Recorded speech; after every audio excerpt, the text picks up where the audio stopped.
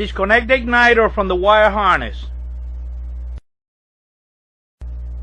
Set your multi-tester to RX 1K ohms.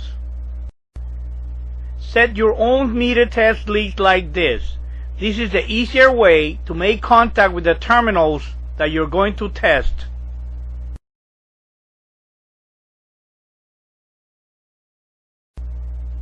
If the needle moves close to the 0 mark, the igniter should be okay. If the needle doesn't move at all, if it stays on the left, the igniter is bad and you will need to replace it. If the igniter checks okay, reconnect the igniter wire harness.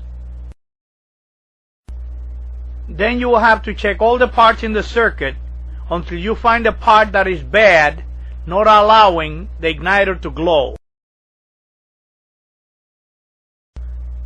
Warning: replacing the igniter is not hard to do. The hardest part is making sure that you don't break the new igniter during the installation.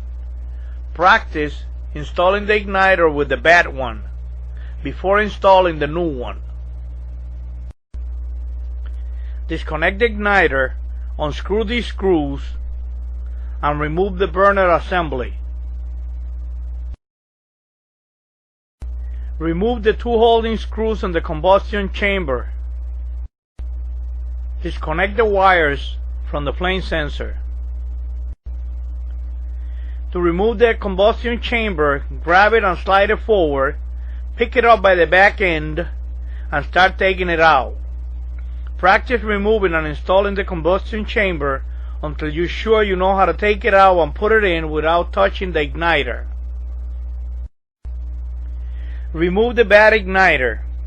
I suggest that you remove and install the bad igniter a couple times until you're confident that you know how to install the new one without breaking it. They are very expensive.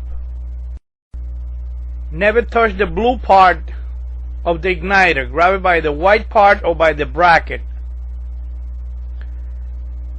Set the new igniter in place. Hold it with your left hand, don't let go until you secure it with a screw, because if you drop it, it's going to break.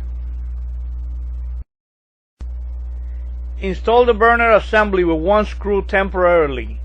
This is just to protect the igniter until you install the combustion chamber.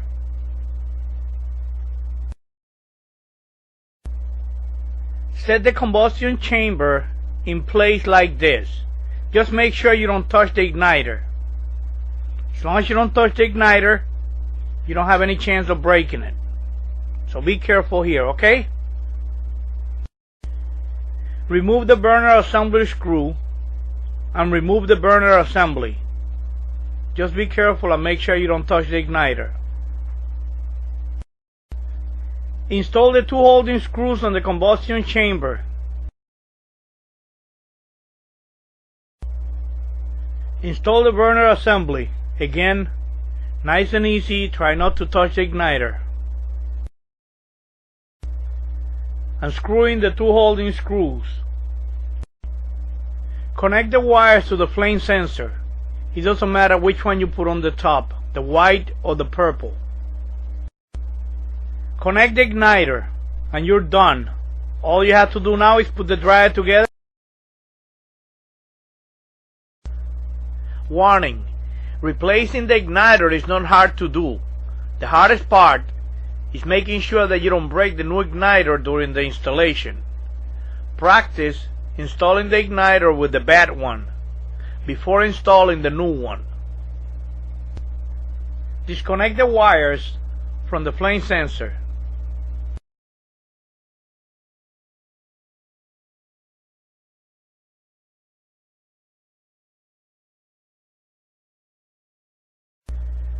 Disconnect the igniter wire harness. Remove the 2 burner holding screws.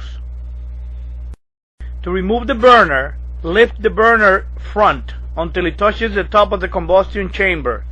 This will prevent hitting the igniter when you take the burner out. Warning: be careful with sharp edges, they cut like razor blades. Stick your hand in and hold the igniter by the wing. Stick the point of a skinny Phillips screwdriver into this hole to spread open the igniter holder and pull the bad igniter out. Use the bad igniter to practice installing it before you try to install the new one. Always handle the igniter by the white part, never by the dark part. Grab the igniter by the wing and set it in place. Make sure you don't bang it or drop it or you will break it. Take the screwdriver, spread the holder open, just enough to get the igniter in, don't overdo it. When installing the burner, make sure that the top of the burner is touching the top of the combustion chamber. This way, you make sure that you don't hit the igniter and break it. Set it in place, connect the holding screws, connect the igniter harness, connect the wires to the flame sensor, and that's it. That's how you replace the igniter. For the best place to buy replacement parts online, visit Repair Clinic. When you buy parts from Repair Clinic, you have 365 days from the day of purchase to return the part for a refund or for a replacement. You can find links to Repair Clinic in my website.